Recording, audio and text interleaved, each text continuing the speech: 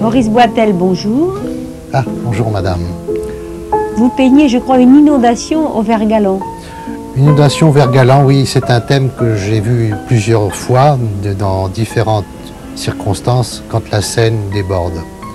Alors ce thème est assez cher, j'en ai fait plusieurs études, plusieurs années, quand la Seine naturellement est inondée. Et ce vert galant, je voulais faire une grande toile. Et cette année, j'ai pensé la réaliser ces temps-ci. Évidemment. Mais vous la faites, en général, ce genre de toile, vous les faites sur motif ou vous les faites en atelier? En atelier, je fais les grandes toiles, oui, mais souvent je suis sur le motif. Toujours je vais le plus possible dans la nature, que le temps soit beau, que le temps soit neigeux, etc.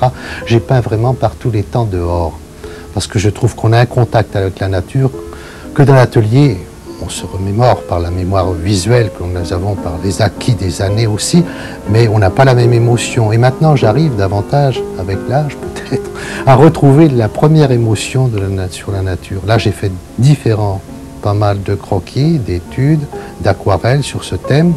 Et après, alors, je le transpose sur la toile. Je fais une synthèse des différents aspects que j'ai observés sur place. Bon, mais nous allons découvrir tout ceci. Et cette nature morte, Maurice Boitel, elle n'est pas de 1989. Non, elle n'est pas de 1989, elle est quand j'étais beaucoup plus jeune, c'est-à-dire je devais avoir dans les 18 ans, j'allais aux Beaux-Arts de Dijon.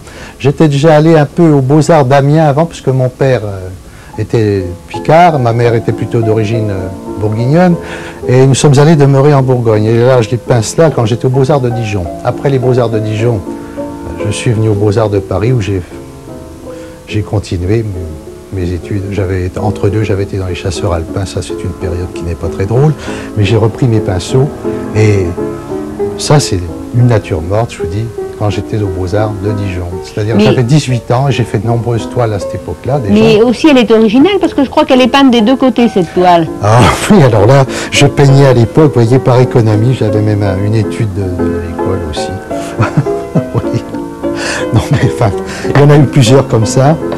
Enfin, j'en garde quelques-unes comme souvenir que je n'ai pas détruites. J'ai détruit quelques tableaux, puis après je me suis aperçu que c'était une erreur de détruire trop proche de l'époque où ils avaient peint. Le prix Abdeltif vous permet de séjourner pendant 2 ans à Alger, d'où vous rapportez des toiles aux paysages lumineux. Oui, nous avons séjourné 2 ans à Alger. Je dois dire qu'au début, j'étais un peu dérouté. Je venais de l'école des Beaux-Arts et j'ai travaillé surtout des esquisses, des recherches dans le sud, comme à Tougourt, à Biskra, etc., puis à Alger. Et puis la deuxième année, en somme, j'ai réalisé ce que j'avais projeté la première année, tout en conservant ma composition, mes couleurs, mais je suis devenu un peu, je trouve, maintenant, en revoyant les œuvres anciennes, un peu trop décoratif, comme vous voyez ce jardin public à Alger, où j'ai peint plusieurs compositions. Vous voyez, les gens sont dans le jardin public. C'est une œuvre, un moment que je trouve un peu, maintenant, vraiment trop en dehors de la réalité pour moi. Trop décorative, oui, pour dire le mot. Enfin, j'ai fait un ensemble, une exposition à cette époque-là, en rentrant à Alger 1948. C'est-à-dire que j'ai fait cette exposition en 1949 à la Galerie de l'Élysée, Faubourg Saint-Honoré.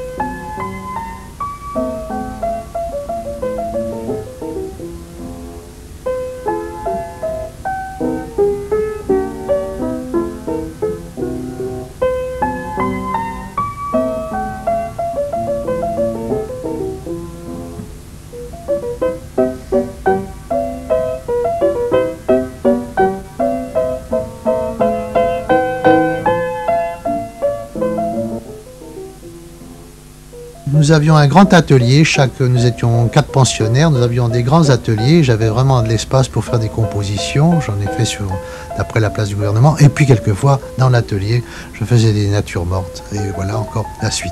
Mais alors là c'est autre chose, c'est quand nous sommes rentrés d'Algérie, j'ai continué encore ce genre de peinture un peu décorative jusqu'au jour où je me suis dit tiens, ça ne me donne pas la liberté de travailler sur place comme je le faisais autrefois, et j'ai repris dans le Pas-de-Calais un été ce que je pensais avant de partir en Algérie. Alors j'ai repris une chose plus libre et là c'est autre chose. Alors tout l'été j'ai travaillé sur un thème chez des cultivateurs qui m'ont permis de travailler sur leurs basses-cours, leurs volailles, leurs oies, et j'ai composé sur ce thème tout un été.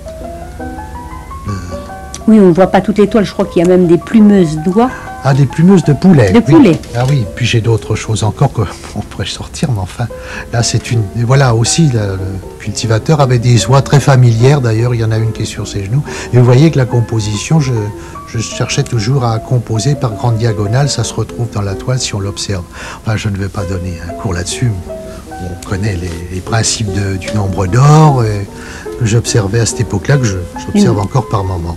Mais c'était plus rigoureux à l'époque.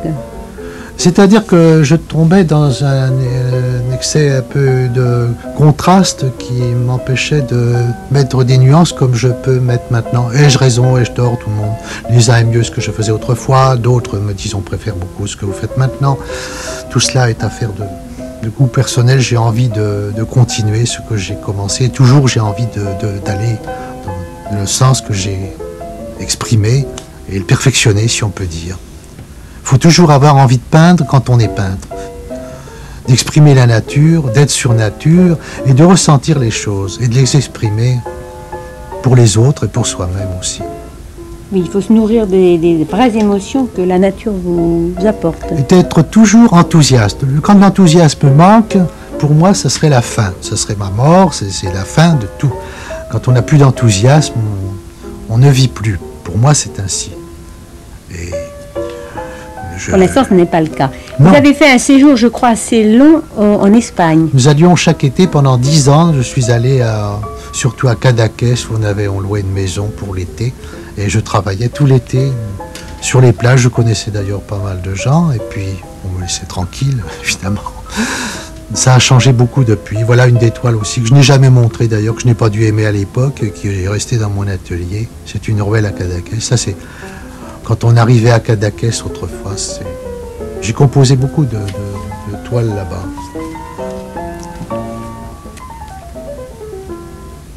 J'ai composé parce que je revoyais les choses autrement que maintenant et d'une composition tout à fait différente. Je cherchais d'abord la grande ligne aussi, plus une construction qui m'arrêtait un peu l'émotion. Ça, c'est beaucoup plus tardif. Nous sommes allés pas mal à Nice. Et c'est au printemps ou en hiver, nous y allions avec ma femme pendant 4 ans, parce que notre fils était là-bas. Et j'ai peint là-bas des aquarelles, des paysages, des huiles aussi. Des compositions, une fête à Nice d'ailleurs, que on n'a pas présenté là. Mais il y a le port de Nice, il y a quelques années, voilà. Et vous avez voyagé également, vous avez... Ah oui, nous sommes allés à Venise, à Florence, voilà Venise comme tout le monde le connaît. Venise, ça c'est Venise en hiver, les gondoliers sont plutôt au repos, c'est en décembre et il y a une lumière très spéciale en décembre sur Venise. Et là nous passons à Florence. Alors Florence, vous connaissez Rome, Florence. toutes les villes. Alors Florence c'est du jardin Boboli, ceux qui peuvent connaître. Alors ça c'est une recherche pour une peinture, j'ai fait des peintures de ces choses-là après. Avec le premier plan du jardin Boboli. Et ça, nous passons à Rome, où je suis allé aussi pas mal pendant 4 ans. Nous sommes allés tous les ans, au moins 2 fois par an à Rome. Alors j'ai beaucoup peint à Rome. Nous avons visité la région de Rome, beaucoup. J'ai admiré les fresques du Vatican, j'ai admiré beaucoup la région de Rome. Ça, c'est une des places de Rome aussi.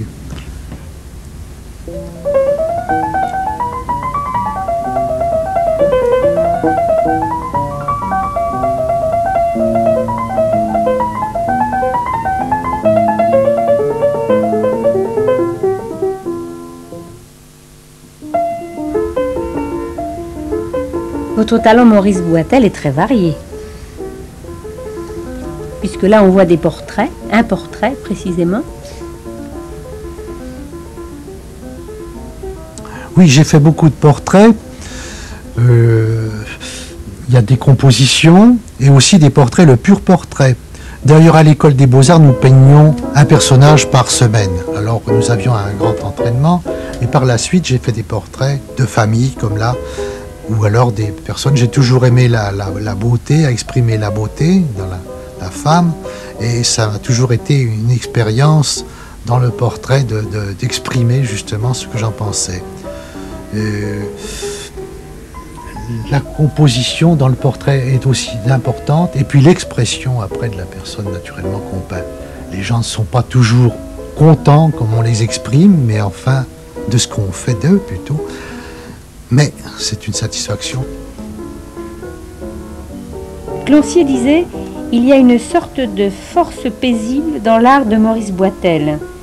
Il construit solidement chacune de ses peintures, il fuit les effets, peint avec soin et franchise largement ses paysages. » Oui, je médite mes paysages. J'aime surtout ne pas faire de la peinture reportage, c'est-à-dire aller dans une région que je connais, que j'ai étudiée, et y aller plusieurs fois dans l'année ou chaque année. C'est-à-dire que nous sommes allés beaucoup en Limousin, j'ai peint beaucoup en Limousin. Là, c'est au contraire, c'est dans le Pas-de-Calais, c'est au nord de Boulogne-sur-Mer, près du Blanc-Nez. Alors ça, c'est au moment du 15 août, j'ai voulu représenter les gens qui vont sur la plage et qui profitent de cette mer qui est plus favorable que souvent là-bas, où j'ai peint beaucoup de tempêtes surtout. Mais vous pouvez voir que la composition, j'aime bien les compositions en pyramide, on l'observe souvent dans mes toiles. Et ça, c'est autre chose, c'est en Limousin au printemps, et c'est dans la maison limousine, alors j'ai quelques éléments du printemps, dont oui, des aubépines. Vous peignez surtout dans le Pas-de-Calais, dans le Limousin, en Seine-et-Marne. Et en Seine-et-Marne, oui, dans la région parisienne, et Paris, évidemment. Et ça, c'est en Limousin, mais en l'automne finissant, et l'hiver est arrivé. À ce moment-là, il y avait de la neige, et maintenant, c'est encore la même période, c'est la maison en Limousin. Et ça, on passe, alors là, tout à fait une autre région, c'est la Seine-et-Marne, où j'ai peint beaucoup il y a quelques années. Ça, c'est une toile un peu plus ancienne que celle que vous venez de voir.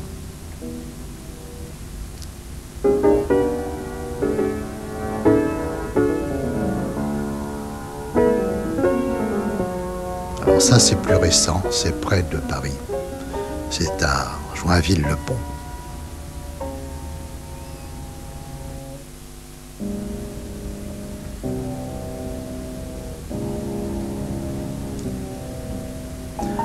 Là, on pense en Normandie. Alors, c'est Saint-Valahougue. Je suis allé tout un été peindre à Saint-Valahougue. Et là, c'est près de Limoges, en Limousin, avec le puits dont on se servait autrefois pour puiser l'eau. Alors, j'aime peindre dans cette région, surtout en automne, c'est magnifique. En automne et l'hiver commençant, comme dans cette toile aussi. Alors, il y a des châtaigneraies abandonnées, c'est un spectacle un peu triste, un peu nostalgique, mais qui me plaît infiniment dans cette saison. Et là, c'est tout à fait autre chose. C'est dans le Pas-de-Calais, quand les blés frémissent au vent. C'est un détail de cette toile.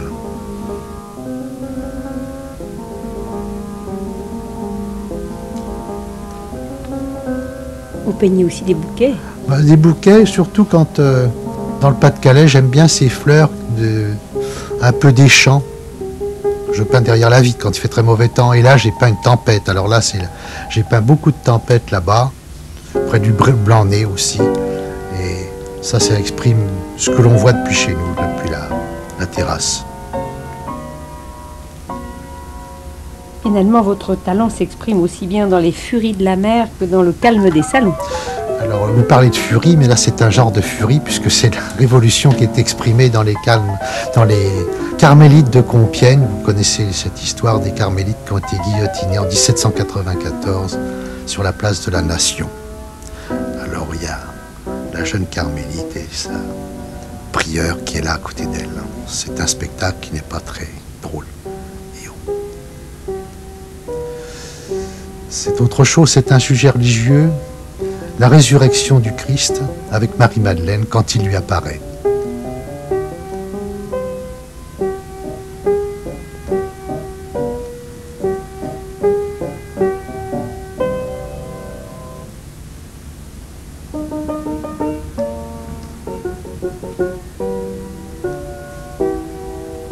Et on retrouve la région parisienne. Alors nous sommes sur les bords de la Seine, vous reconnaissez l'église Saint-Gervais naturellement. Alors, tu as l'intention de terminer sur cette dernière toile? Oui, oh ben c'est le printemps, tu le vois.